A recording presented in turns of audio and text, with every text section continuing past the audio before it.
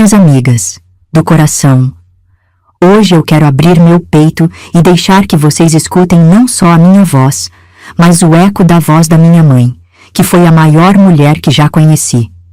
Meu nome é Antonieta, e já vi muita coisa nesta vida, mas nunca consegui esquecer aquele dia em que minha mãe foi expulsa de casa com 9 filhos, sem nada além da coragem e de um terço de madeira entre os dedos.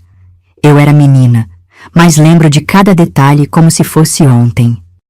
Quero contar para vocês, porque sei que muitas mulheres da nossa idade carregam lembranças parecidas. Dores que foram varridas para debaixo do tapete, lágrimas que não secaram direito, culpas que não eram nossas, mas que ficaram coladas no corpo como se fossem.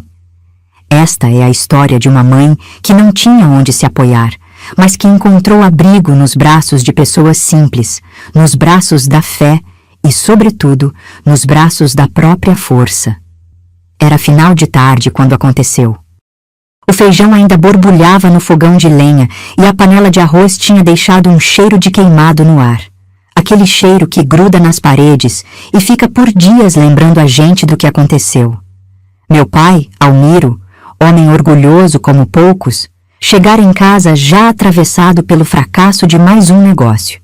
Ele sempre dizia que não aceitava ser motivo de riso na cidade. E naquela noite, qualquer palavra da minha mãe acendia nele uma fogueira. O sol se punha dourado por trás das montanhas, tingindo o quintal de amarelo como as flores de ipê que floresciam perto da cerca.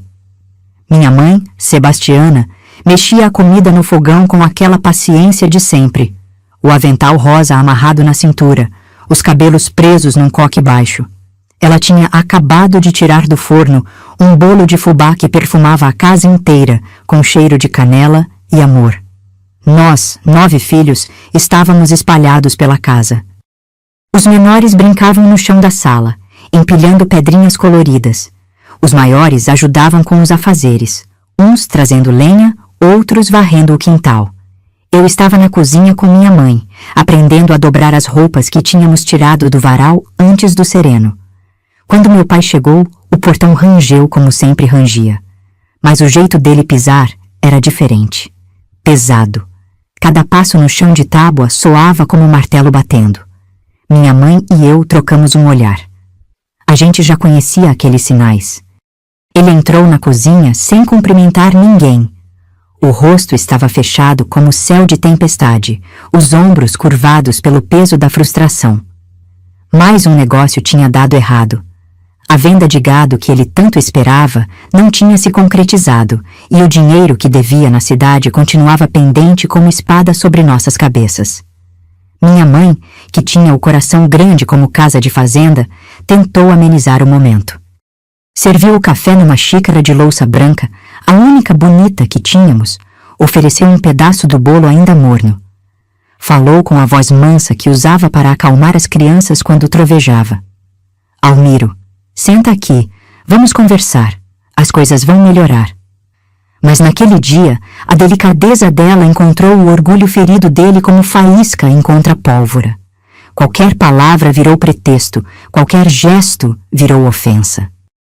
A raiva que ele sentia de si mesmo se voltou contra nós, como o bicho acuado que morde quem quer ajudar. Foi quando ouvi o primeiro grito.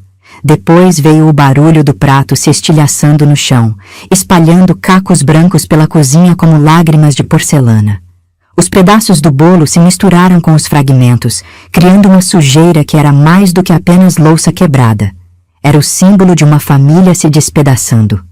Nós, crianças, paramos tudo na mesma hora. O silêncio tomou conta da casa como um manto pesado.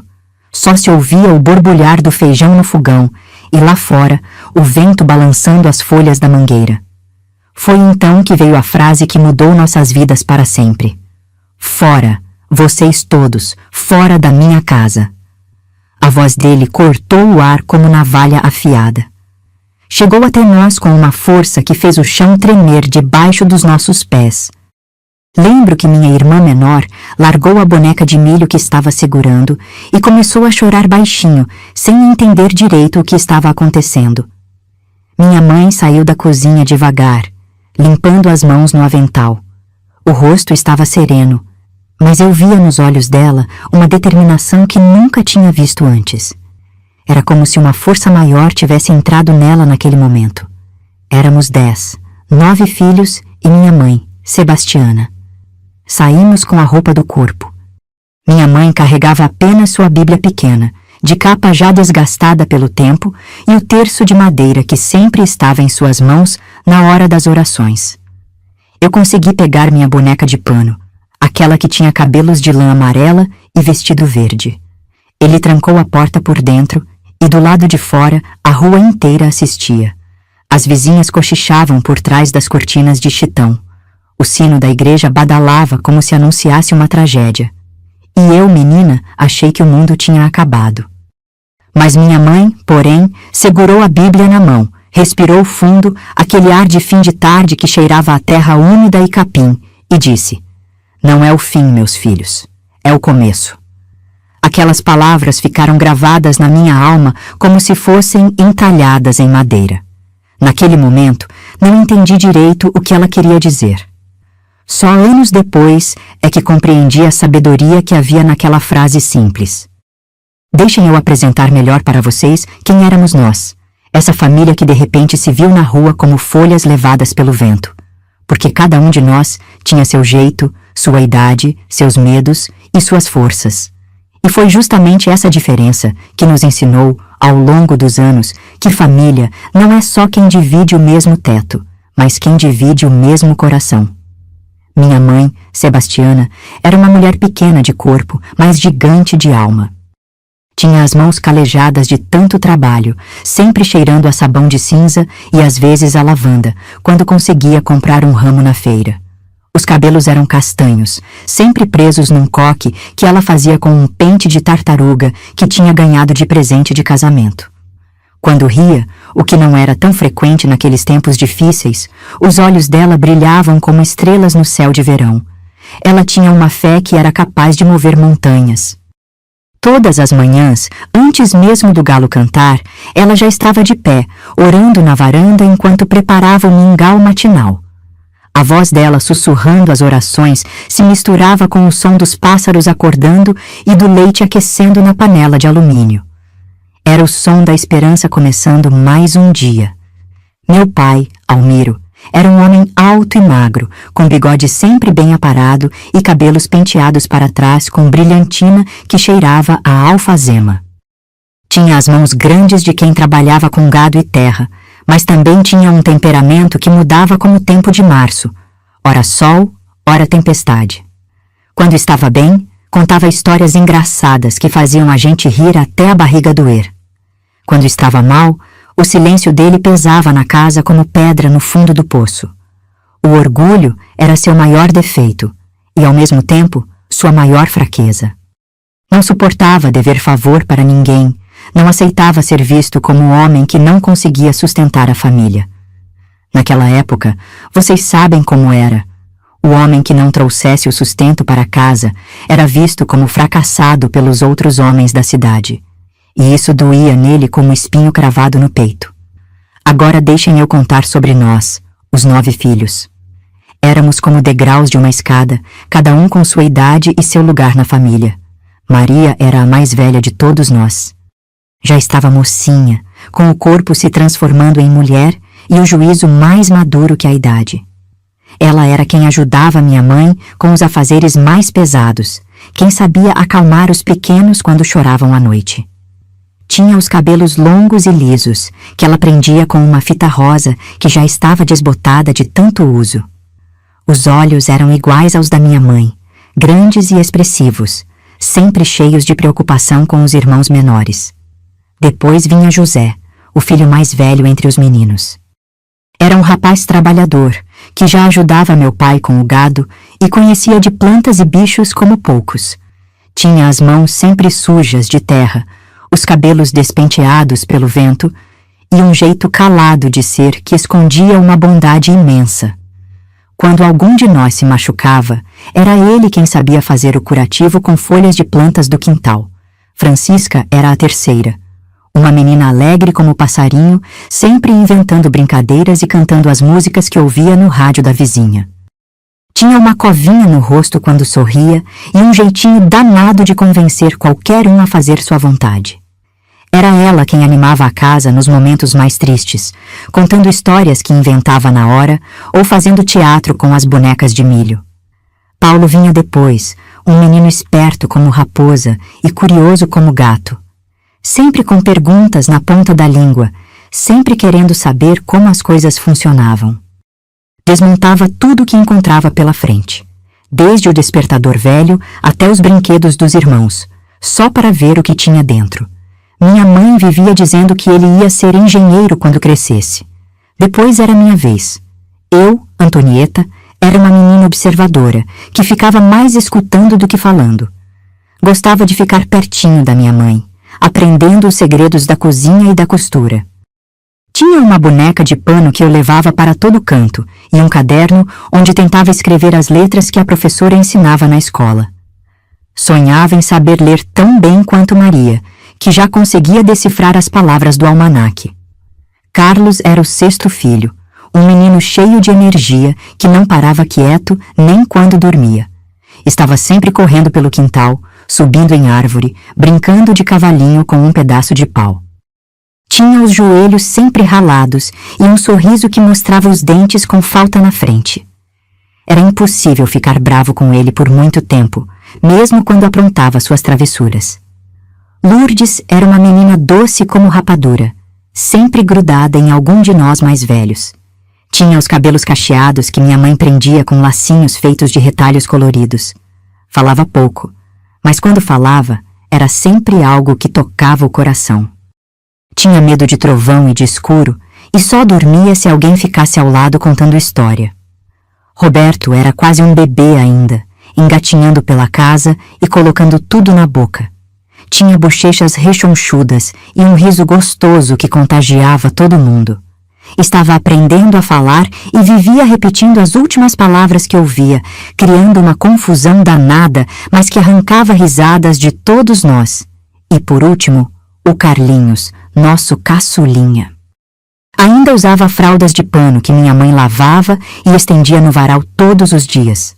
Era um bebê tranquilo, que só chorava quando tinha fome ou sono. Os olhos dele eram grandes como os da minha mãe, e ele tinha um jeito de olhar que parecia que entendia tudo, mesmo sem saber falar ainda. Nós éramos diferentes como os dedos da mão, mas formávamos uma família unida pelo amor e pelas dificuldades que enfrentávamos juntos. Cada um tinha seu papel, sua responsabilidade, seu jeito de ajudar a manter nossa casa funcionando. E agora, naquela tarde terrível, estávamos todos ali na rua, sem saber o que ia ser de nós. A noite estava chegando, e o frio da estação começava a beliscar nossos braços. As primeiras estrelas apareciam no céu como pontinhos de esperança, mas o medo apertava nossos corações como mão fechada. Dormimos na varanda de Dona Firmina, uma viúva de coração grande que morava na casa ao lado da igreja. Ela não falou nada quando nos viu ali na rua. Apenas trouxe cobertores que cheiravam a cânfora e deixou a porta entreaberta, como sinal de que não estávamos completamente desamparados. Nunca esqueci o cheiro da madeira velha misturado ao cheiro da sopa que Dona Firmina nos ofereceu naquela primeira noite. Era como se fosse o próprio abraço de Deus nos envolvendo quando mais precisávamos. A varanda dela não era grande, mas para nós parecia um palácio depois do susto de estar na rua sem ter para onde ir. Dona Firmina era uma senhora que já tinha passado dos seus melhores anos, viúva há muito tempo, com cabelos brancos como algodão e mãos gentis que sabiam acolher sem fazer perguntas. Ela apareceu na porta com os cobertores nos braços, olhou para nós, 9 filhos amontoados ao redor da minha mãe, e simplesmente disse: "Venham para cá. A noite vai esfriar." Não foi preciso mais nada. Às vezes as palavras mais simples são as que tocam mais fundo no coração. Nós nos acomodamos como pudemos naquela varanda que virou nosso primeiro abrigo. Minha mãe conseguiu fazer com que parecesse quase uma aventura, contando baixinho que estávamos acampando como os antigos viajantes que ela tinha lido nas histórias da Bíblia. O sono demorou para vir. Eu ficava escutando os ruídos da noite. O vento balançando as folhas da goiabeira no quintal, um cachorro latindo longe, o barulho dos chinelos de Dona Firmina arrastando no chão de tábua quando ela se levantou durante a madrugada para ver se estávamos bem cobertos. No dia seguinte, quando o sol nasceu dourado como gema de ovo caipira, minha mãe já estava acordada. Ela sempre foi de acordar cedo, desde pequena. Vi ela sentada na beirada da varanda, com a Bíblia no colo, orando baixinho enquanto o mundo ainda despertava. Os cabelos soltos caíam pelos ombros, e por um momento ela parecia mais menina do que mãe de 9 filhos. Dona Firmina apareceu com chá quentinho numa caneca de alumínio e um pedaço de pão que tinha sobrado do dia anterior. Conversaram baixinho para não acordar a gente, mas eu estava com o sono leve e ouvi quando minha mãe disse: "Não posso ficar aqui abusando da sua bondade, Dona Firmina. Vou dar um jeito de arrumar um lugar para nós." E Dona Firmina respondeu com aquela sabedoria que só as mulheres que já sofreram na vida conseguem ter. "Sebastiana, às vezes Deus põe as pessoas no nosso caminho, não para que a gente ajude, mas para que a gente aprenda. Fica o tempo que precisar." Foi nesse dia que começamos a conhecer melhor a cidade e as pessoas que moravam nela. Lugares que antes eram só paisagem viraram refúgio. Pessoas que antes eram só conhecidas viraram família de coração. Logo cedo, seu Agenor, dono da venda que ficava na esquina da praça, apareceu com um saco de pão amanhecido e algumas frutas que não tinham vendido no dia anterior. Era um homem baixinho, de bigode grisalho e olhos bondosos por trás dos óculos de aro dourado que usava para ler os números da conta. "Pode levar, Sebastiana," ele disse, estendendo o saco para minha mãe. "Depois a gente acerta." Mas minha mãe, com aquela dignidade que carregava como um manto, ergueu a cabeça e respondeu: "Se eu não puder pagar, pago com costura, mas dívida não quero." Era o jeito dela, firme, sem pedir favor. Ela sempre dizia que trabalho honesto não envergonha ninguém e que mãos ocupadas são mãos abençoadas. Seu Agenor sorriu, ajeitou os óculos no nariz e assentiu com a cabeça. Dali em diante, nasceu uma parceria que durou muitos anos. Minha mãe costurava roupas para a família dele, consertava rasgões, pregava botões e em troca ele nos dava os alimentos que precisávamos. Vieram outros braços acolhedores. Irene, a parteira, uma mulher forte como pau de aroeira, que conhecia todos os segredos das ervas e sabia trazer criança ao mundo com as próprias mãos. Ela trouxe um saco de roupas que tinham sobrado dos filhos que já tinham crescido, vestidos de chitão, camisas de algodão, sapatos que ainda serviam. "É para vocês", disse ela para minha mãe, sem cerimônia. "Roupa parada não veste ninguém." Rita, a professora da escola onde alguns de nós estudávamos, também veio nos visitar. Era uma moça jovem, com cabelos presos num coque baixo e sempre vestindo saias rodadas que balançavam quando ela andava. Tinha vindo da capital para ensinar na nossa cidade pequena e trazia consigo um jeito diferente de ver o mundo. "As crianças não podem parar de estudar", ela disse para minha mãe, com uma firmeza doce na voz. "Eu me viro para conseguir os materiais que eles precisam." Foi ela quem me deu meu primeiro caderno só meu, verde como folha nova, com linhas certinhas onde eu podia praticar as letras. Verde de esperança, como eu aprendi a chamar. Foi nele que escrevi as primeiras palavras sozinha, escondida à noite, enquanto os irmãos dormiam. A cada palavra que aprendia, sentia que um mundo se abria diante de mim, como porta que se escancara para um jardim cheio de possibilidades. E tinha também o chofer Zé Tadeu, um homem alto e magro que dirigia o único ônibus que fazia a linha entre nossa cidade e a cidade vizinha. Quando soube da nossa situação, prometeu carona para os meninos quando a chuva engrossasse e eles precisassem ir à escola. "Menino molhado pega gripe", ele dizia, sempre com um sorriso debaixo do bigode espesso. "E mãe preocupada não dorme." Aos poucos, fomos descobrindo que não estávamos sozinhos no mundo. A vergonha era grande, é verdade. A cidade comentava, como sempre comentam em cidade pequena, onde todo mundo conhece a vida de todo mundo. "Família problema", ouvia alguns sussurrarem quando passávamos na rua. Mas minha mãe repetia para nós como oração: "Enquanto eu respirar, nenhum de vocês dorme na rua." E ela cumpriu essa promessa, mesmo quando tudo parecia impossível. Era estranho como a vida tinha mudado de uma hora para outra. De manhã éramos uma família comum, com nossos problemas, mas com um teto sobre a cabeça.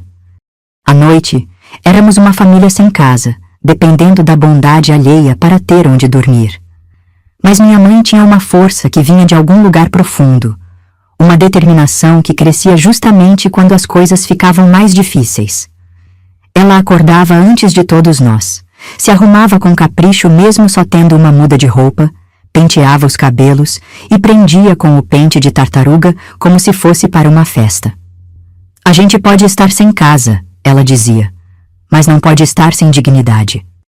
E foi assim que começamos a viver um dia de cada vez, descobrindo que às vezes os braços que nos acolhem não são os que esperamos, mas são os que Deus coloca no nosso caminho na hora certa.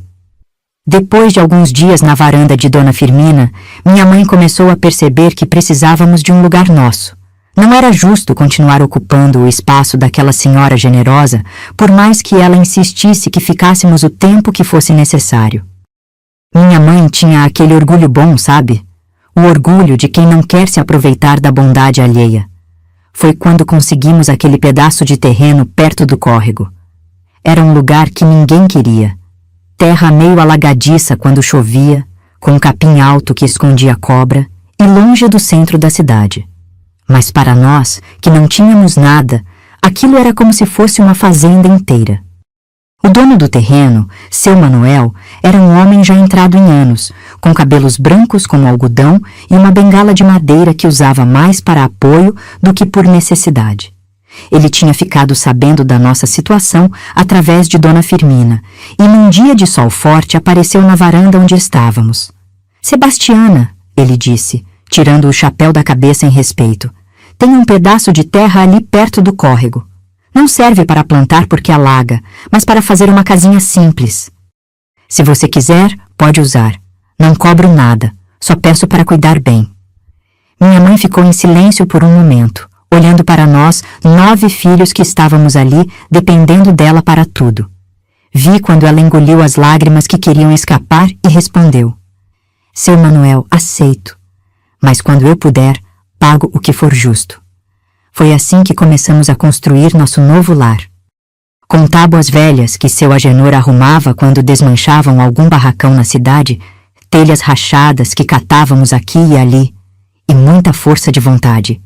José, meu irmão mais velho, que já era rapazote, ajudava com as partes mais pesadas.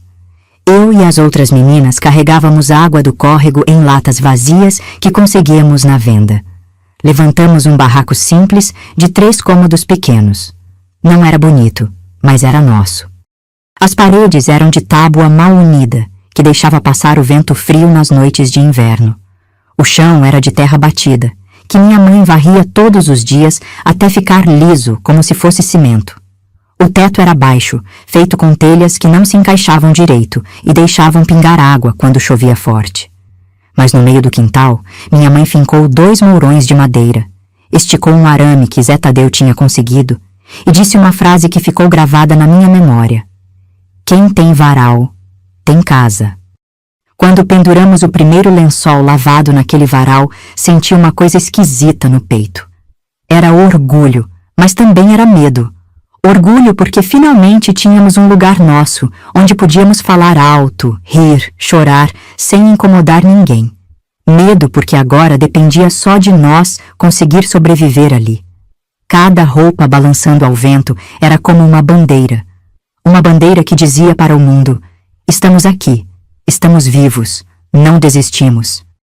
O lençol branco tremulava como se fosse um aceno de esperança. Os vestidos coloridos dançavam como se estivessem em festa, e até as fraldas do Carlinhos pareciam anunciar que a vida continuava, apesar de tudo. Mas não demorou muito para os primeiros problemas aparecerem. A primeira tensão veio de onde a gente menos esperava, dos próprios vizinhos. O terreno onde construímos ficava numa parte da cidade que era meio esquecida pelas autoridades. Ali moravam pessoas simples como nós, mas também gente que não via com bons olhos uma família problem se instalando tão perto. Algumas vizinhas começaram a reclamar que tínhamos muitas crianças, que fazíamos muito barulho, que o varal com tantas roupas estendidas estava enfeiando a vista. Dona Mercedes, uma mulher azeda como limão verde, que morava na casa mais próxima da nossa, foi a primeira a criar caso. Ela apareceu no nosso quintal numa tarde de sol quente, com o rosto fechado como tempo de chuva e as mãos na cintura. Sebastiana, ela disse, sem nem cumprimentar direito. Esse varal aí tá atrapalhando minha vista. E essas crianças ficam correndo e gritando o dia todo. A gente que mora aqui há muito tempo não merece essa perturbação. Minha mãe estava estendendo roupas, com as mãos molhadas e o avental úmido grudado na barriga.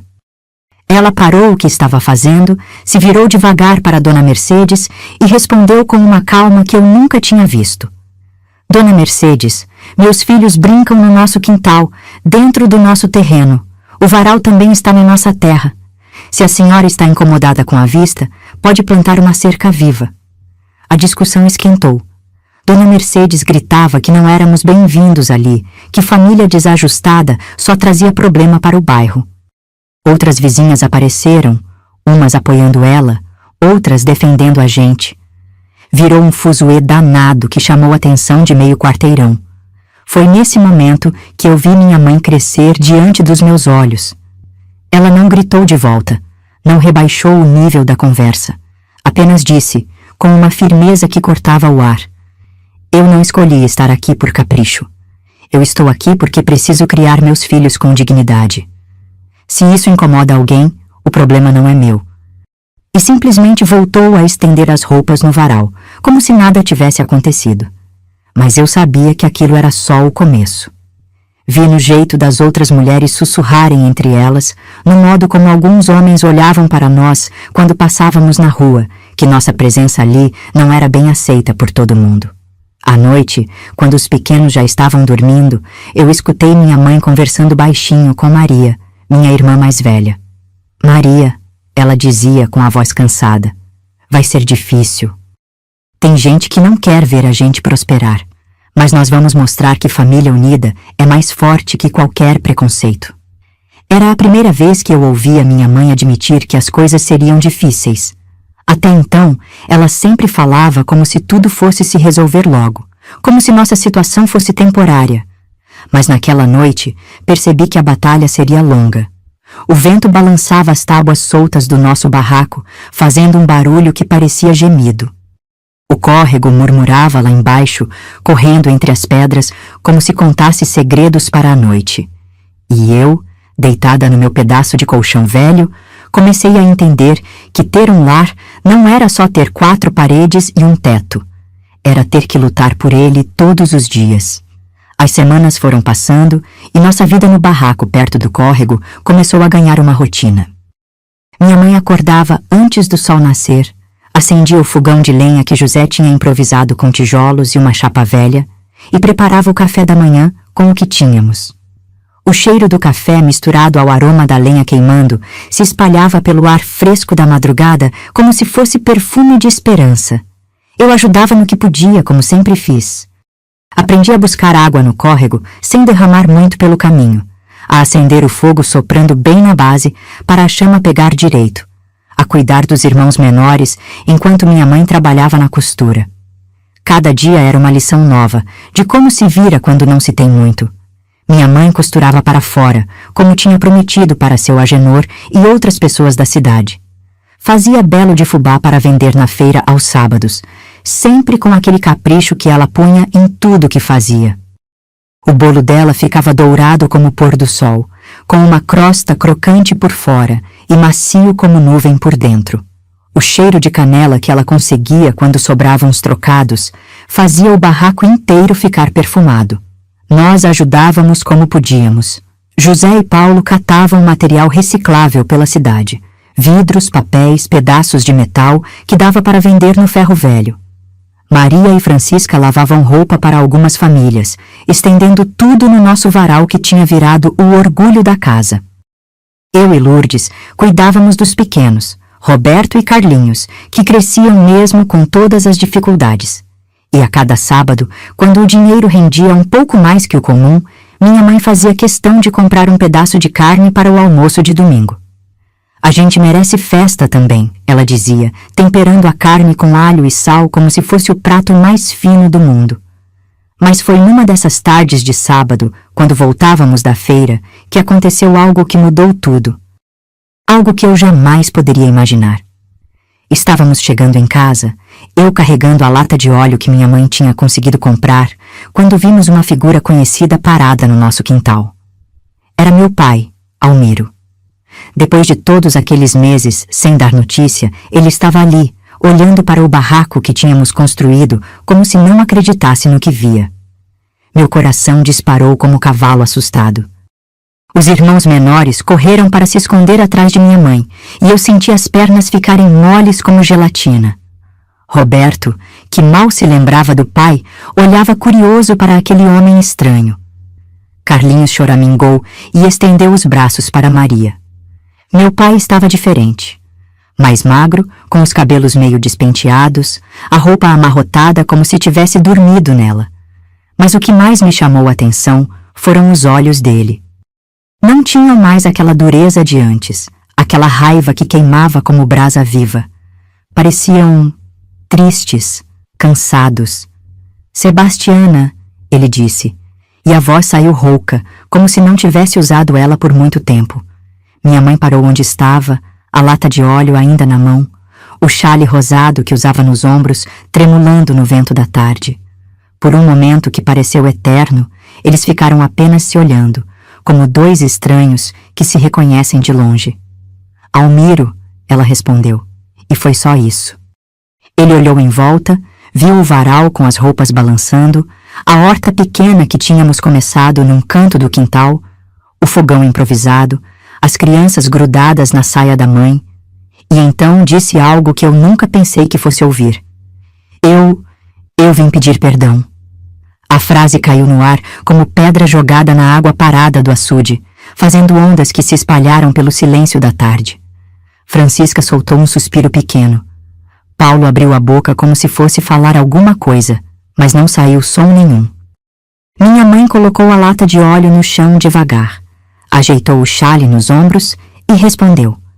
Perdão é coisa que se pede para Deus, Almiro. Entre nós, o que vale é o que você faz a partir de agora. Ele baixou a cabeça como um menino que aprontou e foi descoberto. As mãos tremiam um pouco quando ele tirou o chapéu, amassando a aba entre os dedos nervosos. A casa está vazia, ele disse. Muito vazia. Sem vocês, ela virou só paredes e teto. Não tem mais vida lá dentro. Foi então que veio a surpresa que ninguém esperava. Meu pai, aquele homem orgulhoso que nos tinha expulsado sem olhar para trás, começou a chorar. Não era choro de homem adulto, com lágrima escorrendo calada pelo rosto. Era choro de criança, com soluço e tudo, como se toda a dor que ele tinha guardado no peito resolvesse sair de uma vez. Eu errei, ele disse entre os soluços. Errei feio. Botei vocês na rua por causa do meu orgulho maldito. Fiquei com vergonha de não conseguir sustentar a família, e em vez de admitir que precisava de ajuda, preferi mandar embora quem mais amava. Nós, crianças, ficamos parados como estátuas. Nunca tínhamos visto nosso pai chorar. Ele sempre foi aquele homem durão, que guardava os sentimentos como se fossem segredo de estado. Ver ele ali, quebrado, pedindo perdão, mexeu com alguma coisa lá no fundo do meu peito. Minha mãe ficou olhando para ele por um tempo comprido. Vi quando ela respirou fundo, como quem está tomando uma decisão importante. Então se aproximou devagar e disse: Almiro, você quer entrar para tomar um café? Ele levantou o rosto molhado de lágrima e assentiu com a cabeça, sem conseguir falar. Entramos todos no barraco, numa procissão silenciosa. Minha mãe preparou o café no fogão de lenha, usando a xícara menos lascada que tínhamos. O silêncio pesava como cobertor molhado, mas não era um silêncio ruim. Era um silêncio de gente que está tentando entender o que está acontecendo. Meu pai olhava em volta, vendo como tínhamos nos organizado naquele espaço pequeno. As camas feitas com tábuas e colchões velhos, mas sempre arrumadas com capricho. As panelas limpas empilhadas num canto. as roupas dobradas em caixotes que viraram guarda-roupa. Tudo pobre, mas tudo limpo e cuidado. Vocês fizeram um lar, ele disse, a voz ainda meio embargada. Fizeram um lar de verdade. E foi aí que eu entendi uma coisa que demorei anos para conseguir colocar em palavras. Meu pai não tinha voltado só para pedir perdão.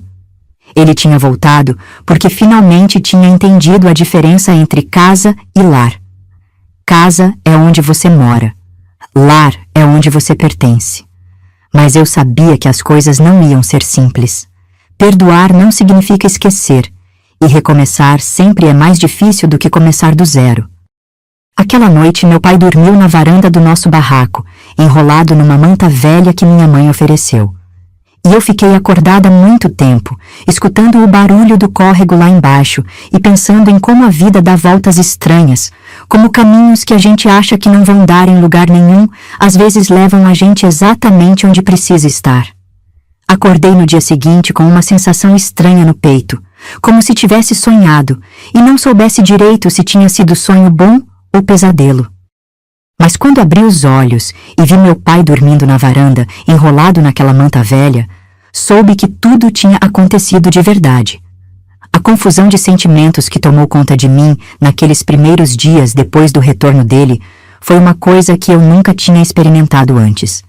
Era como ter um bichinho inquieto morando dentro do peito, que ora saltava de alegria, ora se encolhia de medo. Por um lado, eu sentia uma felicidade que não cabia dentro de mim. Afinal, era meu pai que tinha voltado, o homem que me carregava nas costas quando eu era pequeninha, que me ensinava a nome dos passarinhos no quintal, que inventava histórias na hora de dormir. Esse pai eu tinha sentido muita falta. Mas por outro lado, havia um medo gelado que subia pela barriga como água de rio no tempo das cheias. Medo de que ele mudasse de ideia e fosse embora de novo. Medo de que a raiva voltasse e ele gritasse como naquele dia terrível. Medo de que nossa vida, que tinha começado a tomar forma no barraco, virasse de cabeça para baixo outra vez. Vi que não era só eu que estava confusa. Meus irmãos também não sabiam direito como agir. José, sempre sério e responsável, ficou mais calado ainda, observando meu pai de longe como quem estuda um animal que pode ou não ser perigoso. Maria ajudava minha mãe nos afazeres, mas de vez em quando parava para olhar pela janela, vendo nosso pai tentar ajudar no quintal com uma timidez que era estranha nele. Os menores, Roberto e Carlinhos, que mal se lembravam dele, tratavam como se fosse um visitante curioso. Roberto ficava espiando por trás da saia de minha mãe, às vezes se aproximando devagar para ver o que ele estava fazendo. Carlinhos, no jeitinho de criança pequena, oferecia os brinquedos, pedrinhas coloridas, gravetos, qualquer coisa que achava interessante. Francisca, sempre a mais falante da família, ficou sem jeito, não sabia se chamava de pai ou seu Almiro, se podia contar as coisas que aconteciam na escola ou se devia ficar quieta. Paulo, curioso como sempre, fazia 1000 perguntas que não tinham resposta. Pai vai ficar? Por que pai foi embora? Pai não gosta mais da gente? E Lourdes, minha irmãzinha doce, ficou grudada em mim como chiclete no cabelo. Ela se lembrava de ter medo naquele dia da expulsão e agora temia que tudo se repetisse. O impacto no nosso cotidiano foi imediato. Nossa rotina, que tinha se ajustado ao ritmo de uma casa sem homem, precisou se reorganizar. Meu pai, que não estava acostumado com o nosso jeito de viver no barraco, tentava ajudar, mas às vezes mais atrapalhava do que outra coisa. Ele quis consertar o telhado que pingava quando chovia forte, mas não conhecia as telhas que tínhamos conseguido catando aqui e ali. Resultado: quebrou 2 e tivemos que improvisar com pedaços de lata até conseguir outras. Quis ajudar José a buscar água no córrego, mas não sabia que a lata furada do lado esquerdo só prestava se a gente tampasse o buraco com o dedo enquanto carregava. Minha mãe observava tudo com aquela paciência de quem planta a árvore sabendo que a sombra só vai chegar anos depois. Ela não cobrava, não reclamava, não fazia comparação entre o antes e o agora. Apenas deixava que ele fosse encontrando seu lugar naquela nova vida que tínhamos construído sem ele. Paciência Ela dizia para nós quando ficávamos impacientes com as trapalhadas dele: homem orgulhoso demora para aprender a pedir ajuda, mas quando aprende, nunca mais esquece. As refeições viraram momentos tensos. Antes, a gente comia conversando, rindo, contando as novidades do dia. Agora, cada um ficava meio na sua, como se estivesse andando em casca de ovo. Meu pai elogiava a comida de minha mãe com uma educação exagerada, como se fosse visita na casa de parente distante. Está muito saboroso, Sebastiana, ele dizia toda vez, mexendo o feijão no prato com cuidado de não fazer barulho com a colher. E minha mãe respondia sempre igual: obrigada, Almiro.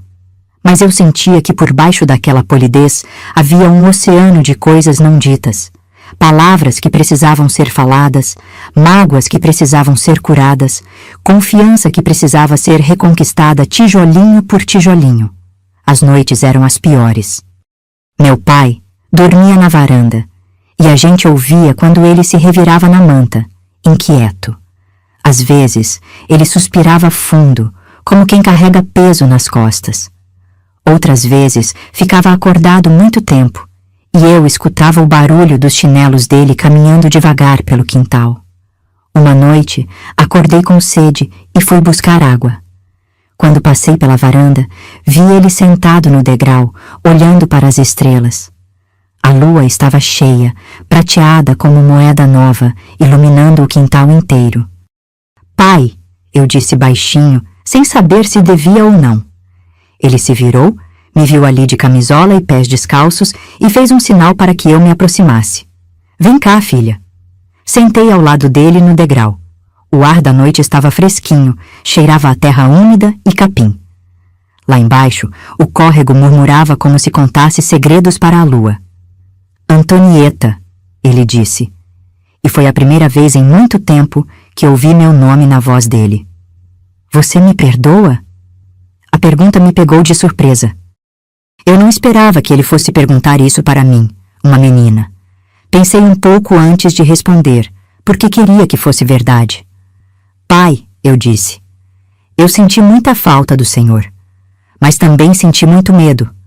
Agora não sei direito o que sinto. Ele assentiu com a cabeça, como se entendesse perfeitamente. É assim mesmo, filha. O perdão não é uma coisa que a gente dá de uma vez só. É uma coisa que a gente vai construindo todo dia, como uma casa. Tijolo por tijolo, até ficar pronta. Ficamos ali sentados em silêncio, olhando para o céu estrelado. Eu senti que alguma coisa tinha mudado entre nós. Não era o perdão completo ainda, mas era o começo dele. Era como uma sementinha plantada em terra boa, que ainda ia demorar para virar árvore, mas que já estava ali, começando a criar raízes. Quando voltei para a cama, deitei com o coração mais leve. Ainda tinha medo, ainda tinha dúvida, mas também tinha uma esperança pequenina crescendo como flor no peito. Talvez a gente conseguisse ser família de novo. Diferente do que era antes, mas família mesmo assim. Os dias foram passando e meu pai começou a se acomodar na nossa nova realidade, mas nem tudo estava correndo como a gente esperava. Às vezes eu achava que as coisas iam melhorar rápido, que nossa família ia voltar a ser como antes. Mas a vida não é assim tão simples, né? Tem feridas que demoram para cicatrizar, e tem orgulho que demora para se dobrar. O primeiro sinal de que não seria fácil veio quando meu pai quis tomar as rédeas da casa novamente. Depois de algumas semanas dormindo na varanda e tentando se encaixar na nossa rotina, ele começou a dar palpite em tudo, como se fosse ele quem tinha construído nossa vida ali no barraco. Almiro, ele disse numa manhã ensolarada, enquanto tomava o mingau que minha mãe tinha preparado, não acha que José devia estar ajudando mais com o trabalho de homem em vez de ficar catando papel pela cidade? Minha mãe parou de mexer a panela de mingau e se virou para ele devagar, com aquele jeito calmo que ela tinha quando estava se controlando. José faz o que pode para ajudar a família, Almiro. Cada um aqui tem sua função. Mas não é trabalho para rapaz. Rapaz tem que aprender ofício, trabalhar com a mão na terra, com gado, essas coisas. Foi aí que José, que estava tomando café calado, levantou os olhos do prato e disse: Pai, enquanto o Senhor não estava aqui, eu fiz o que precisava para ajudar minha mãe e meus irmãos. E vou continuar fazendo. O silêncio que caiu na mesa foi pesado como chumbo.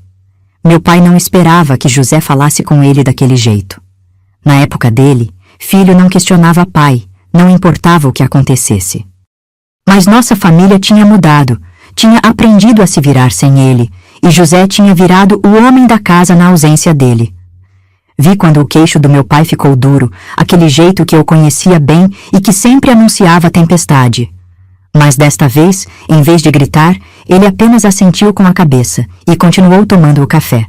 Depois desse dia, a tensão foi crescendo como panela no fogo. Meu pai queria retomar o lugar de chefe da família, mas esbarrava numa realidade que ele não tinha ajudado a construir. Nós tínhamos aprendido a tomar decisões em conjunto, com minha mãe sempre ouvindo a opinião de cada um. Ele queria dar ordens como se nunca tivesse saído. A segunda grande briga aconteceu por causa da escola.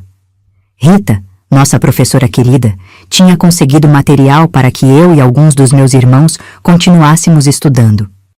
Cadernos, lápis, até alguns livros usados que ela arrumava na capital quando ia visitar a família. Meu pai achou que era desperdício de tempo. Menina não precisa de tanto estudo, ele disse numa tarde, olhando para mim fazendo lição no caderno verde que Rita tinha me dado. Tem que aprender a cuidar da casa, costurar, cozinhar. Essas coisas de escola só enchem a cabeça de ideias que não vão servir para nada. Aquilo me doeu como espinho cravado no coração.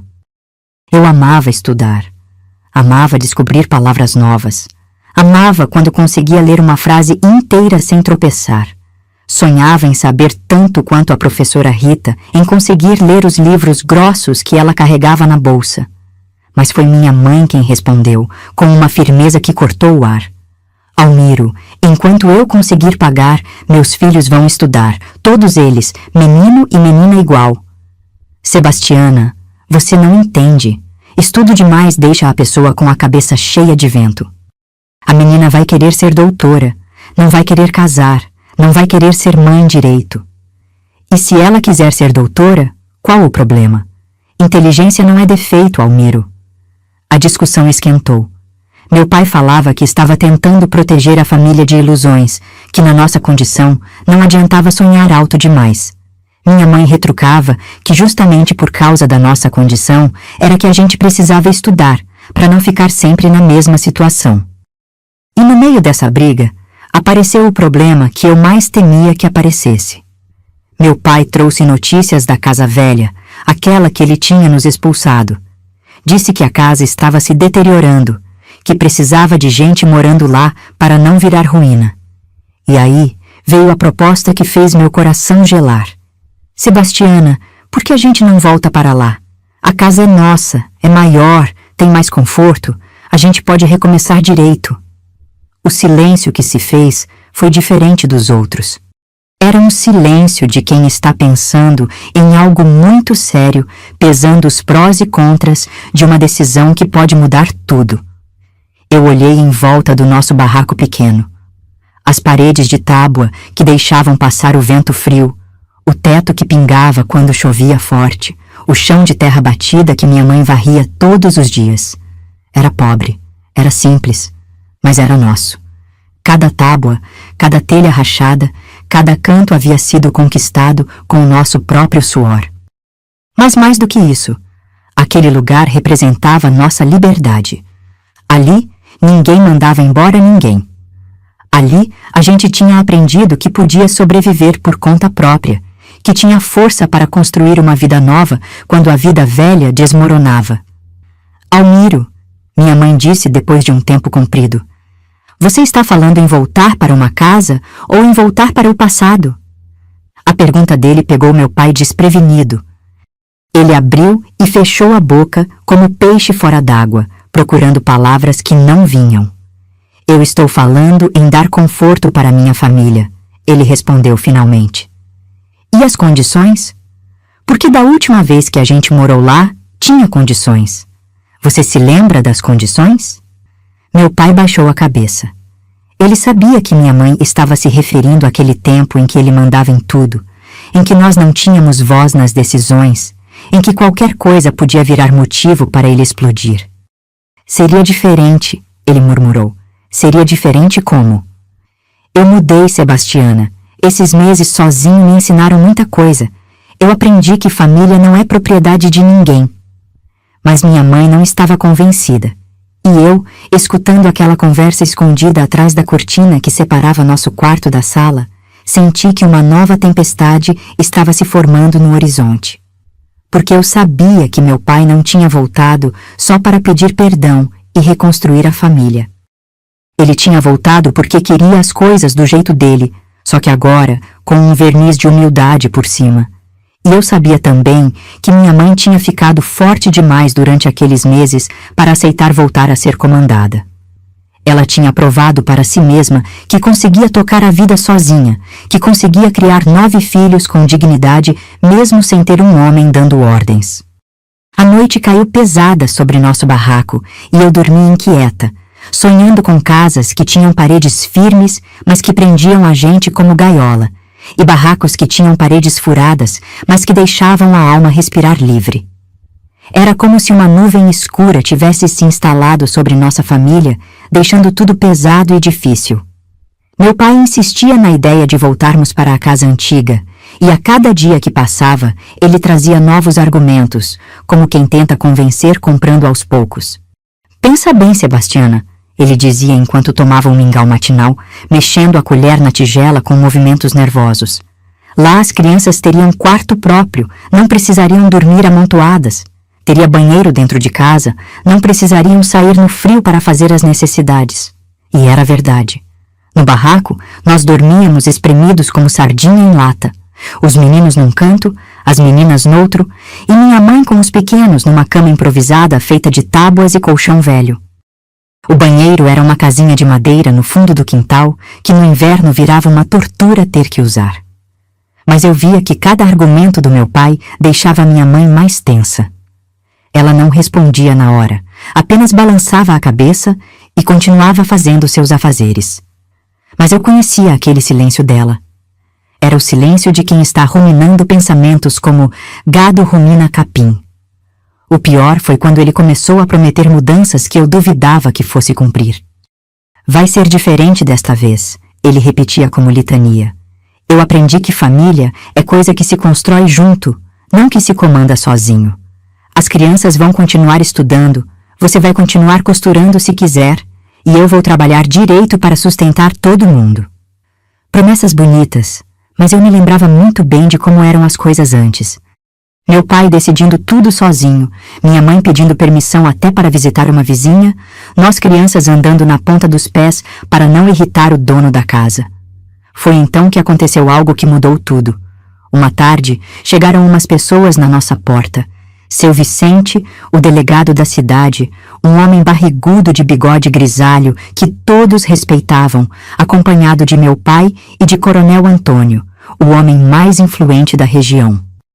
O coronel era dono de terras, gado, e diziam que ele tinha o poder de resolver qualquer problema na cidade. Dona Sebastiana? O delegado perguntou, tirando o chapéu em cumprimento. Sou eu, minha mãe respondeu, limpando as mãos no avental antes de cumprimentar. Vim aqui a pedido do Almiro e do coronel para conversar sobre a situação da senhora e dessas crianças. Meu pai apareceu do lado, como se tivesse estado esperando aquela visita. O sorriso que ele deu foi meio forçado, como de quem está nervoso, mas tenta parecer confiante. Sebastiana, meu pai disse, chamei o seu Vicente e o coronel aqui para resolver nossa questão de uma vez por todas. O coronel Antônio, homem alto e sempre bem vestido, olhou em volta do nosso barraco com uma expressão que misturava pena e desaprovação. Ele tinha aquele jeito de gente importante que está fazendo um favor falando com pessoas simples como nós. Dona Sebastiana, ele disse com voz grave, sou amigo da família do Almiro há muitos anos. Vim aqui porque me preocupo com o bem-estar dessas crianças. Uma mulher sozinha, morando num lugar assim, com 9 filhos, isso não está certo. Minha mãe ficou muito quieta, olhando de um para o outro como se tentasse entender onde queriam chegar. O que os senhores querem? Ela perguntou com a voz meio rouca. Foi aí que meu pai revelou o que tinha tramado pelas costas. E o que ele disse gelou meu sangue nas veias. As condições são simples, ele começou, e vi que estava tendo dificuldade para falar. Primeiro, voltamos todos para a casa, onde é o lugar da família. Segundo, alguns dos meninos mais velhos vão morar com parentes que podem dar trabalho e ensinar ofício direito. Terceiro, as meninas param com essa história de escola e aprendem a cuidar da casa como mulher deve fazer. E quarto. Ele parou, engoliu seco e continuou. Quarto, você pede perdão público na praça da igreja, reconhecendo que saiu de casa por teimosia e que agora volta arrependida para cumprir seu papel de esposa obediente. O silêncio que se fez foi tão profundo que dava para ouvir o zumbido das abelhas na goiabeira do quintal. Minha mãe ficou parada como estátua, os olhos fixos no rosto do meu pai, como se estivesse vendo ele pela primeira vez na vida. Eu senti o chão fugir debaixo dos meus pés. Entregar alguns dos irmãos para parentes? Parar de estudar? Minha mãe ter que se humilhar em público? Aquilo não era reconciliação, era rendição completa. E se eu não aceitar? Minha mãe perguntou com uma calma que me assustou. O delegado pigarreou e o coronel Antônio tomou a palavra. Bem, dona Sebastiana, nós estamos pensando no que é melhor para essas crianças. Um lar estruturado, com pai e mãe, é o que elas precisam. Se a senhora não aceitar voluntariamente, talvez seja necessário tomar outras providências para garantir o bem-estar delas. As palavras dele eram educadas, mas o que ele estava dizendo era que podiam usar a influência para nos obrigar a voltar, ou até mesmo para tirar alguns de nós da nossa mãe. Foi quando vi minha mãe crescer diante dos meus olhos. Ela se endireitou toda, levantou a cabeça como rainha que vai dar uma sentença e disse: Seu Vicente, coronel Antônio, agradeço a preocupação dos senhores, mas eu não vou trocar a liberdade dos meus filhos por teto firme e parede pintada. Meu pai tentou argumentar. Sebastiana, seja razoável. Pensa no futuro das crianças. Pensa no conforto que elas vão ter. Almiro, minha mãe respondeu, e a voz dela soou como sino tocando para toda a cidade ouvir. Conforto que custa a dignidade é caro demais. Se você quer viver conosco, venha com respeito. Aqui, ninguém é moeda de troca. O coronel Antônio franziu a testa, não acostumado a ser contrariado por uma mulher pobre. O delegado ficou sem jeito com a situação. Meu pai ficou vermelho como pimentão maduro, o orgulho ferido mais uma vez. Você vai se arrepender dessa decisão, ele disse com raiva, voltando a voz. Pode ser, minha mãe respondeu, mas pelo menos vou me arrepender livre. E com isso, ele virou as costas e foi embora, levando consigo o delegado, o coronel e toda aquela conversa de reconciliação falsa. Naquela noite, chorei escondida no meu canto da cama. Não chorava porque ele tinha ido embora. Chorava porque tinha descoberto que o homem que eu queria tanto que voltasse a ser meu pai não existia mais. Ou talvez nunca tivesse existido do jeito que eu imaginava. Mas olhando para minha mãe, que estava na cozinha preparando o chá de erva cidreira que sempre fazia quando precisava acalmar os nervos, entendi uma coisa importante. Às vezes a gente tem que escolher entre ser feliz e estar seguro. E minha mãe tinha escolhido nossa felicidade. Depois que meu pai foi embora com aquela comitiva toda, nossa casa ficou mais silenciosa do que o cemitério na hora do meio-dia. Era como se o ar tivesse ficado mais pesado, mais difícil de respirar. Mas ao mesmo tempo, havia uma coisa estranha pairando sobre nós. Era como se um peso tivesse saído dos nossos ombros. Nos primeiros dias após a partida dele, minha mãe ficou mais quieta que o normal. Ela fazia os afazeres com o mesmo capricho de sempre, mas eu notava que às vezes parava no meio de uma tarefa e ficava olhando para o vazio, como quem está conversando com os próprios pensamentos. Foi numa manhã de domingo, quando o sino da igreja badalava chamando para a missa, que aconteceu algo que mudou o rumo da nossa história. Estávamos tomando café, mingau de fubá com leite que minha mãe tinha conseguido trocar por uma costura, quando bateram na nossa porta. Era a professora Rita, mas dessa vez ela não estava sozinha. Junto com ela vinha a dona Firmina, nossa primeira protetora, e mais 3 mulheres que eu conhecia de vista, mas nunca tinha conversado direito. Bom dia, Sebastiana, disse Rita com aquele sorriso dela que sempre parecia trazer esperança. Podemos entrar? Minha mãe as recebeu meio sem jeito, porque nossa casa era simples demais para receber visitas. Mas elas entraram como se fosse a casa mais bonita do mundo, elogiando o quintal arrumado, o varal bem esticado, o cheiro bom de café que vinha da cozinha. Sebastiana, começou Dona Firmina, acomodando-se numa cadeira de madeira que José tinha feito com caixotes. Nós viemos aqui porque ficamos sabendo do que aconteceu. A cidade inteira está comentando. Minha mãe baixou a cabeça e eu vi que ela estava com vergonha. Em cidade pequena, todo mundo fica sabendo da vida de todo mundo, e nossa família tinha virado assunto de conversa em toda a esquina. Não precisa ficar envergonhada, minha filha, disse Dona Adelaide, uma senhora que eu sabia que vendia doces na feira. Você fez a coisa certa. Mulher que se respeita não aceita humilhação, nem por casa grande, nem por conforto. É verdade, concordou Dona Conceição, que lavava roupa para as famílias mais abastadas da cidade. Eu mesma já passei por coisa parecida com meu finado marido. Sei como é difícil escolher entre segurança e dignidade. Mas foi o que a professora Rita disse que realmente tocou fundo no coração da minha mãe. Sebastiana, nós viemos aqui para fazer uma proposta, não uma proposta de caridade. Sabemos que você tem orgulho e não aceita favor. É uma proposta de trabalho, de parceria entre mulheres que sabem se virar. Os olhos da minha mãe brilharam como estrela no céu de dezembro. Que tipo de proposta? Ela perguntou, e pela primeira vez em dias, vi esperança na voz dela. Nós estamos pensando em montar uma cooperativa, explicou Rita. Você costura melhor que qualquer uma de nós. Dona Adelaide faz os melhores doces da região. Dona Conceição lava e passa roupa como ninguém. Dona Firmina sabe fazer remédios caseiros que curam tudo. E eu posso ajudar com as contas e conseguir clientes na capital. A ideia era simples, mas genial. Cada uma faria o que sabia fazer melhor e dividiriam os lucros de acordo com o trabalho de cada uma. Rita usaria as conexões que tinha na capital para conseguir encomendas maiores.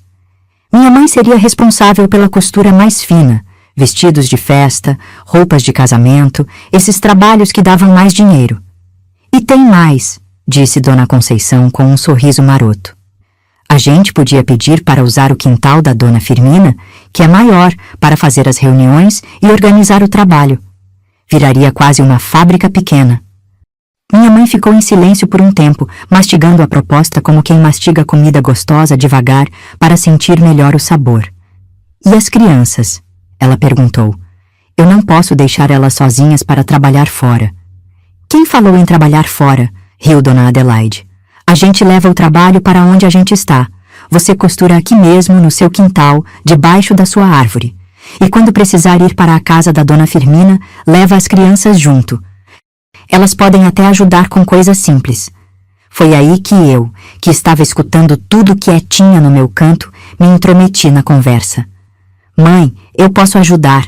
Eu sei pregar botão, sei fazer bainha simples. A professora Rita me ensinou.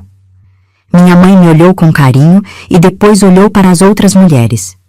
E meu José, ela disse, pode fazer entregas na cidade, pode buscar material. Ele conhece todo mundo e é de confiança. A energia na nossa salinha pequena mudou completamente. De repente, em vez de estarmos falando de problemas, estávamos falando de soluções. Em vez de lágrimas, havia sorrisos. Em vez de medo do futuro, havia planos. Então está decidido? Perguntou Rita, estendendo a mão para minha mãe. Minha mãe olhou para aquela mão estendida, olhou para nós, filhos que estávamos ali perto escutando tudo, olhou para o varal no quintal, onde as roupas balançavam como bandeiras de vitória, e sorriu. Está decidido, ela disse, apertando a mão da Rita. E foi assim que começou nossa verdadeira independência. Não porque um homem tinha ido embora ou porque tínhamos sido abandonados, mas porque um grupo de mulheres tinha decidido se unir para construir algo novo. Naquela mesma tarde, começamos a organizar tudo. Dona Firmina trouxe uma mesa grande que estava guardada no sótão da casa dela. Rita trouxe papéis e lápis para fazer as contas e anotar os pedidos. Dona Adelaide trouxe uma cesta cheia de doces para celebrarmos nossa sociedade nova. O primeiro pedido eu já tenho, disse Rita, tirando um papel do bolso.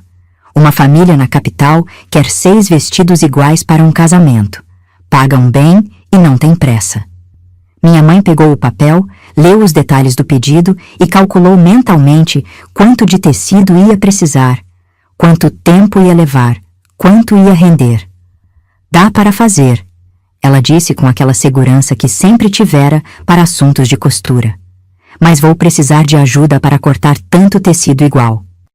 Para isso que existe sociedade, disse Dona Conceição. Ninguém precisa fazer tudo sozinha. Naquela noite, quando as visitas foram embora e nós estávamos arrumando a casa, minha mãe me chamou para conversar. Saímos no quintal, onde a lua cheia prateava o varal vazio e o cheiro de jasmim perfumava o ar fresco da noite. Antonieta, ela disse, hoje foi o primeiro dia em que senti que realmente podemos vencer na vida. Não só sobreviver, vencer. Eu olhei para ela, para o jeito como a lua iluminava o rosto dela, e vi uma mulher diferente. Não era mais a mulher que tinha sido expulsa de casa, nem a mulher que tinha sido ameaçada com ultimatos. Era uma mulher que tinha descoberto sua própria força e agora sabia exatamente o que fazer com ela. Mãe, eu disse, eu quero aprender tudo que a senhora souber de costura. Quero ajudar nossa sociedade a crescer. Ela me abraçou ali debaixo da lua, e eu senti que finalmente estávamos caminhando para frente, não apenas fugindo do que ficou para trás. Os meses que se seguiram foram de uma transformação que eu só consegui entender direito anos depois, quando já estava crescida e podia olhar para trás com olhos de adulta. A cooperativa das mulheres funcionou melhor do que qualquer uma de nós tinha imaginado. As encomendas começaram a chegar, primeiro devagar, depois num ritmo que mal conseguíamos acompanhar. Nossa vida mudou, mas não do jeito que costuma mudar quando alguém ganha dinheiro de repente. Foi uma mudança mais profunda, que vinha de dentro para fora. Era como se cada ponto que minha mãe dava na costura, cada conta que Rita fazia no papel, cada doce que Dona Adelaide preparava fosse construindo algo maior do que apenas sustento, estava construindo nossa dignidade de volta. Eu me lembro de uma tarde especial, dessas tardes douradas de outono, quando o sol se põe devagar e pinta tudo de cor de mel. Minha mãe estava costurando no quintal, debaixo da mangueira, trabalhando num vestido de noiva que uma moça da capital tinha encomendado. Era um vestido lindo, todo bordado à mão, com flores pequenas que pareciam ter sido desenhadas por anjo. Eu estava ao lado dela, aprendendo a fazer os bordados mais simples, quando ela parou de costurar e ficou olhando para o horizonte. Não era um olhar triste, nem alegre. Era um olhar de quem está fazendo as contas da vida. Antonieta, ela disse, sem tirar os olhos do pôr do sol. Você sabe qual foi o dia mais importante da minha vida? Pensei que ela fosse dizer que foi o dia do casamento, ou o nascimento do primeiro filho, ou talvez o dia em que conseguimos construir nosso barraco. Foi o dia em que seu pai me expulsou de casa, ela disse. E aquilo me deixou tão surpresa que quase derrubei a linha que estava segurando. Como assim, mãe? Ela sorriu, daquele jeito meio triste, meio feliz que algumas pessoas conseguem sorrir quando estão lembrando de dor que virou aprendizado. Porque foi naquele dia que eu descobri que não precisava de ninguém para me autorizar a existir. Foi naquele dia que eu aprendi que a gente pode perder casa, pode perder conforto, pode perder segurança, mas nunca pode perder a própria dignidade, a não ser que a gente entregue ela de mão beijada. Ficamos um tempo em silêncio, ela costurando e eu pensando nas palavras dela. O vento balançava as folhas da mangueira, fazendo uma sinfonia suave que parecia acompanhar os pensamentos. Sabe o que mais? Ela continuou. Eu passei a vida inteira achando que mulher precisava de homem para ter valor. Que sem marido a gente não era nada. Que casa sem chefe homem não prestava. E olha só onde estamos agora. Ela fez um gesto que abrangia todo o quintal. O varal com roupas limpas, a horta que tínhamos ampliado, a mesa de costura que José tinha feito, as crianças brincando tranquilas. Estamos criando algo novo, filha. Não é só uma família diferente. É um jeito diferente de ser família. Foi nesse momento que eu compreendi algo que carrego comigo até hoje. Minha mãe não tinha apenas sobrevivido à expulsão de casa. Ela tinha usado aquela dor como semente para plantar uma vida completamente nova. Uma vida onde ela era o centro, onde suas decisões valiam, onde seus filhos podiam crescer, vendo que mulher também pode ser forte e independente. Naquela noite, depois que os pequenos dormiram, nós mais velhos ficamos conversando na cozinha. Maria, que já estava mocinha, José, que tinha virado um rapaz responsável, Francisca sempre cheia de perguntas, Paulo com sua curiosidade de tudo, e eu tentando entender o mundo ao meu redor. Vocês sentem falta do pai? Maria perguntou de repente, quebrando o silêncio. A pergunta ficou pairando no ar como fumaça de cigarro. Cada um de nós ficou pensando na resposta, porque não era uma pergunta simples. Eu sinto falta do pai que eu achava que ele era, respondeu José, depois de um tempo. Mas não sinto falta do pai que ele realmente era. Eu também, disse Francisca. Sinto falta de ter pai, mas não sinto falta daquele pai. Paulo, sempre prático, disse. Eu gosto mais de como a gente vive agora. Antes, todo mundo ficava com medo de fazer barulho, de falar alto, de rir demais. Agora, a gente pode ser a gente mesmo. Minha mãe, que estava lavando as xícaras do café na bacia, parou para escutar nossa conversa. Vi quando ela sorriu, um sorriso pequeno, mas que iluminava o rosto inteiro. E você, Antonieta? Maria me perguntou. O que você acha? Pensei bastante antes de responder, porque queria que minha resposta fosse verdadeira. Eu acho que a gente aprendeu uma coisa importante, eu disse. A gente aprendeu que amor de verdade não manda embora. Amor de verdade não dá ultimato. Amor de verdade não humilha nem ameaça. Minha mãe veio sentar conosco na mesa, ainda secando as mãos no pano de prato. Vocês sabem que seu pai pode voltar um dia, né? Ela disse. Pode voltar arrependido de verdade, mudado de verdade. E se isso acontecer, a gente vai ter que decidir o que fazer. E o que a senhora faria? Perguntou Maria. Eu escutaria o que ele tem para dizer, mas escutaria com os ouvidos de hoje, não com os ouvidos de antigamente. Escutaria com o coração de uma mulher que já provou para si mesma que consegue viver bem sozinha. Aquela conversa durou até tarde da noite. Falamos sobre perdão, sobre família, sobre como às vezes a gente precisa perder tudo para descobrir o que realmente importa. Falamos sobre como as maiores bênçãos às vezes vêm disfarçadas de tragédia. Foi Francisca quem disse uma coisa que ficou gravada na minha memória. Mãe, antes a gente era uma família que dependia do humor de uma pessoa. Agora, a gente é uma família que depende do amor de todo mundo. Quando finalmente fomos dormir, eu fiquei acordada por muito tempo, pensando em tudo que tinha acontecido conosco. Pensando em como a vida dá voltas estranhas, como às vezes o que parece fim é só começo disfarçado. Olhei pela janela pequena do nosso quarto e vi as estrelas brilhando no céu escuro. Cada estrela me lembrava de uma pessoa que tinha nos ajudado. Dona Firmina, seu Agenor, Rita, todas as mulheres da cooperativa. Era como se tivéssemos construído nossa própria constelação de pessoas boas. E aí eu entendi uma coisa que só criança consegue entender com essa clareza. A gente não estava mais tentando voltar a ser a família que era antes. A gente estava construindo a família que sempre deveria ter sido. Uma família onde ninguém tinha medo de ser quem era. Uma família onde amor era demonstrado com cuidado, não com controle. Uma família onde cada pessoa importava, onde cada voz tinha valor. Dormi naquela noite com uma paz no coração que eu não sentia há muito tempo. A paz de quem sabe que está no lugar certo, mesmo que esse lugar seja um barraco simples perto do córrego. Porque lar não é onde você nasceu ou onde você deveria estar. Lar é onde você pode ser verdadeiro, onde você é amado pelo que é, onde você pode crescer sem medo. A vida seguiu num ritmo bom por um tempo que parecia estar destinado a durar para sempre.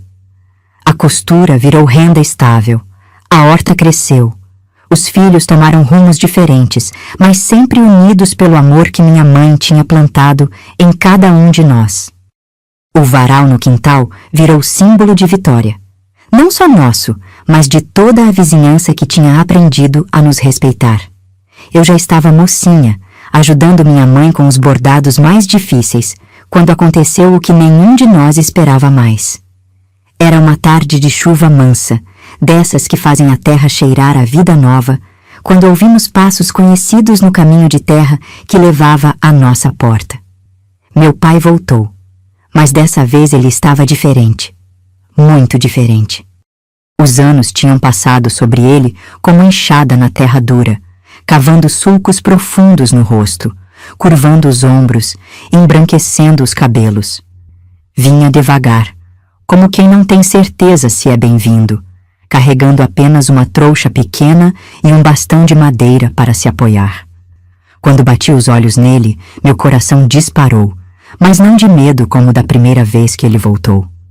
Era uma mistura de pena, de curiosidade e de uma tranquilidade que eu não esperava sentir. Era como se estivesse vendo um conhecido de muito tempo atrás, alguém que já tinha feito parte da minha história, mas que agora era quase um estranho. Minha mãe estava pendurando roupas no varal quando o viu. Parou com o lençol na mão, ficou olhando para ele por um tempo comprido e depois continuou estendendo a roupa como se nada tivesse acontecido. Sebastiana, ele disse quando chegou perto, e a voz estava diferente, mais baixa, mais cansada, sem aquela dureza de antes. Almiro? Ela respondeu, sem parar o que estava fazendo. Ele ficou ali parado, olhando para nosso quintal, para a casa que tínhamos ampliado com mais um cômodo, para a oficina de costura que José tinha construído do lado, para as crianças menores que cresceram sem ele e agora o olhavam com curiosidade. Posso sentar um pouco? Ele perguntou, e havia uma humildade naquela pergunta que eu nunca tinha ouvido na voz dele. Minha mãe olhou para ele com aquela calma que tinha aprendido a carregar como se fosse um manto, respirou fundo e disse: Aqui, Almiro, ninguém manda em ninguém. Se quiser, sente. Ele sentou na cadeira velha que ficava debaixo da mangueira, a mesma cadeira onde eu tantas vezes tinha visto minha mãe costurar e sonhar. Roberto e Carlinhos, que já eram meninos crescidos, ficaram espiando de longe, sem entender direito quem era aquele homem que a mãe tratava com educação, mas sem carinho. Ficaram conversando baixinho a tarde toda. Eu tentava escutar sem parecer que estava escutando, mas só conseguia pegar pedaços da conversa. Ouvi quando ele pediu perdão de novo, mas dessa vez era diferente. Não era o perdão de quem quer alguma coisa em troca, era o perdão de quem realmente entendeu o tamanho do erro que cometeu. Ouvi quando ele contou que tinha ficado doente, que tinha passado maus bocados, que tinha aprendido na dor que orgulho é veneno que mata devagar. Ouvi quando ele disse que não queria perturbar nossa paz, que só queria ter a chance de conhecer os filhos que tinham crescido sem ele. E ouvi quando minha mãe disse a frase que ficou gravada na minha alma para sempre: Almiro, você pode ficar, mas não como dono, como convidado, não como quem manda, como quem pede licença. Esta casa tem amor para todo mundo, mas não tem espaço para orgulho nem para mando. Ele assentiu com a cabeça e vi lágrimas escorrendo pelo rosto marcado pela idade e pelo arrependimento. É mais do que eu mereço, ele disse. Muito mais. O perdão chegou, mas não como eu tinha imaginado quando era menina. Não foi aquele perdão de história de princesa, onde tudo volta a ser como antes num passe de mágica. Foi um perdão adulto, maduro, que não esquece, mas que escolhe não carregar rancor. Meu pai ficou. Dormiu primeiro na varanda, depois num cantinho pequeno que José ajudou a construir. Aos poucos, foi encontrando seu lugar naquela família nova que nós tínhamos criado. Ajudava no que podia, respeitava as decisões de minha mãe, tratava todos nós com um carinho cauteloso de quem está aprendendo a amar sem querer controlar. Foi um processo lento, como cicatrização de ferida profunda. Teve momentos difíceis, momentos em que o orgulho velho tentava levantar a cabeça. Mas agora era diferente. Ele estava numa família que tinha aprendido a não aceitar desrespeito, e ele estava velho e cansado demais para brigar contra isso. Com o tempo, as crianças menores começaram a se acostumar com ele. Roberto e Carlinhos começaram a chamá-lo de pai, meio tímidos no começo, depois com mais naturalidade. Nós, mais velhos, fomos aos poucos construindo uma relação nova. Não a relação de antes, mas uma relação possível, baseada no respeito que ele tinha aprendido a demonstrar. E minha mãe? Minha mãe continuou sendo o que sempre foi desde que saímos de casa. O centro da família, a pessoa que tomava as decisões importantes, a rocha onde todos nós nos apoiávamos. Meu pai não voltou para ser chefe, voltou para ser parte. Uma tarde, anos depois, quando eu já estava casada e visitava com meus próprios filhos, encontrei meus pais sentados juntos no quintal, ela costurando e ele descascando batatas para o jantar.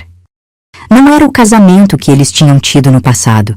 Era um casamento novo, construído sobre os escombros do antigo, mas baseado em coisas sólidas, respeito, compreensão e o entendimento de que amor de verdade não diminui ninguém.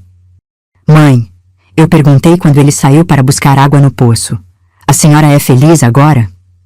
Ela parou de costurar, olhou para o varal onde as roupas balançavam na brisa da tarde, olhou para a casa que tínhamos construído juntas, olhou para os filhos e netos brincando no quintal e sorriu. Antonieta, ela disse, eu aprendi que felicidade não é ter tudo que a gente quer. É querer e valorizar tudo que a gente tem. E, principalmente, é saber que a gente tem força suficiente para reconstruir a vida quantas vezes for necessário. Aquela foi a maior lição que minha mãe me ensinou. Não com palavras bonitas, nem com sermões, mas com o exemplo de uma vida inteira, que a gente pode perder tudo, casa, segurança, até família.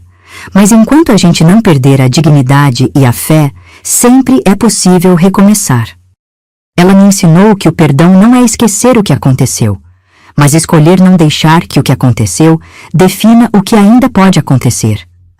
Me ensinou que amor de verdade não é submissão, mas parceria. Me ensinou que família não é quem divide o mesmo sangue ou o mesmo teto, mas quem divide o mesmo respeito.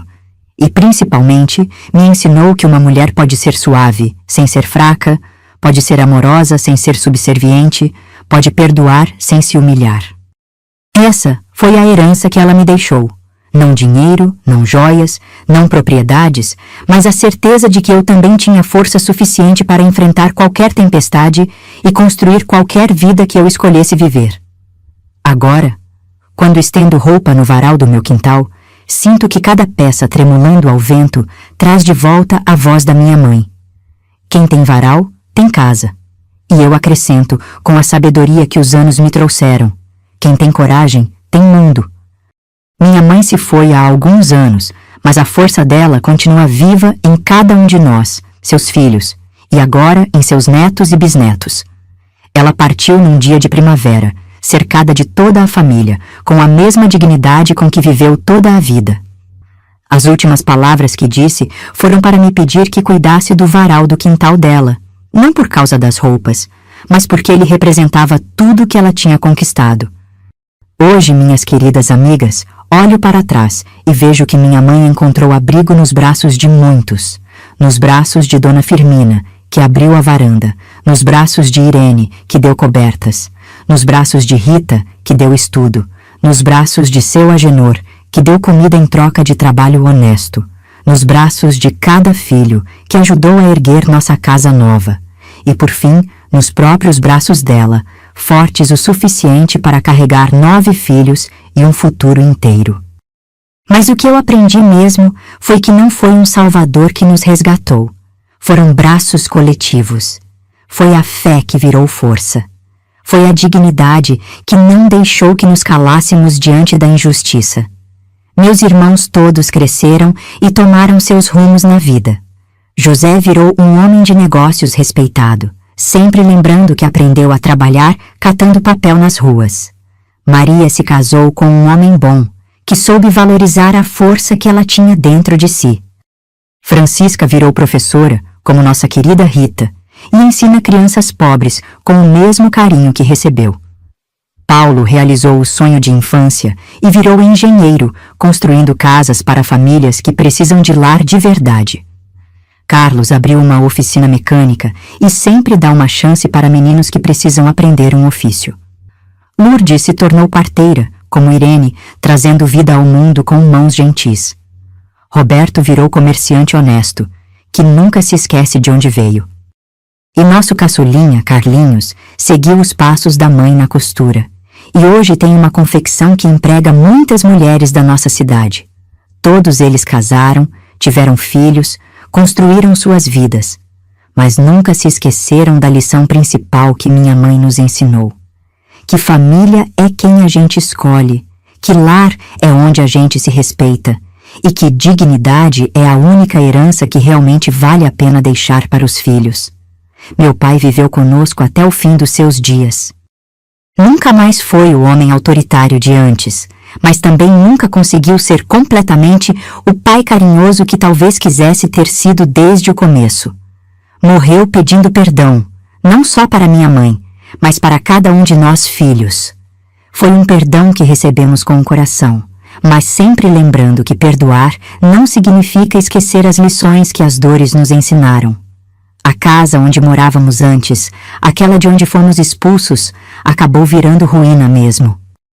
As paredes racharam, o teto desabou, o mato tomou conta. Hoje só restam os alicerces, como lembrança de que construção feita sem amor não resiste ao tempo. Mas o barraco que construímos perto do córrego, esse se transformou numa casa de verdade. José e os irmãos foram ampliando, melhorando, até que virou uma casa grande e aconchegante, onde a família toda se reúne nos domingos. O varal continua lá, no mesmo lugar onde minha mãe o colocou, sempre com roupas balançando como bandeiras de vitória. A cooperativa das mulheres cresceu e virou referência na região. Dona Firmina, Rita, Dona Adelaide e Dona Conceição já se foram, mas outras mulheres tomaram seus lugares, sempre com o mesmo espírito de ajuda mútua que elas plantaram. Hoje tem mais de 50 mulheres trabalhando juntas, provando que quando a gente se une, consegue mover montanhas. Eu mesma me casei com um homem que soube desde o primeiro dia que estava se casando com uma mulher, não com uma empregada. Tivemos filhos maravilhosos, que cresceram ouvindo as histórias da avó corajosa que enfrentou o mundo com 9 filhos no colo e a dignidade como único tesouro. Sempre que algum dos meus filhos ou netos passa por dificuldade, eu conto a história da nossa família. Conto como a vovó Sebastiana provou que a gente pode perder tudo, menos a coragem de recomeçar. Conto como ela nos ensinou que lar não é lugar, é sentimento. Que família não é sobrenome, é amor. Que dignidade não se vende, não se troca, não se negocia. E sempre termino dizendo: lembrem-se, meus queridos, enquanto houver varal para estender roupa, há esperança para reconstruir a vida. Às vezes me perguntam se eu guardo mágoa daqueles tempos difíceis. Se tenho raiva do meu pai por ter nos expulsado, se tenho tristeza pelos anos de luta. E eu respondo que não guardo mágoa nenhuma, porque foi justamente passando por aquelas dificuldades que nossa família aprendeu a ser família de verdade. A dor nos ensinou a ser fortes. A necessidade nos ensinou a ser criativos. A humilhação nos ensinou a valorizar a dignidade. E a união nos ensinou que juntos somos mais fortes que qualquer tempestade. Minhas queridas amigas que me escutam, se vocês estão passando por momentos difíceis, se sentem que perderam tudo, se acham que não têm forças para continuar, lembrem-se da história da minha mãe. Lembrem-se de que ela saiu de casa com 9 filhos, sem nada além da fé e da coragem, e construiu uma vida linda, digna, cheia de amor. Lembrem-se de que vocês também têm essa força dentro de vocês. Força que talvez vocês nem saibam que existe, mas que vai aparecer na hora que mais precisarem. Força que vem de Deus, força que vem do amor pelos filhos, força que vem da certeza de que merecem ser respeitadas e amadas. E quando estenderem roupas no varal, pensem que cada peça balançando no vento é uma vitória pequena, mas é vitória. Pensem que ter varal é ter esperança. Ter varal é ter lar. Ter varal é ter a certeza de que a vida continua, sempre recomeça, sempre oferece uma nova chance. Que Deus abençoe todas vocês, minhas amigas queridas.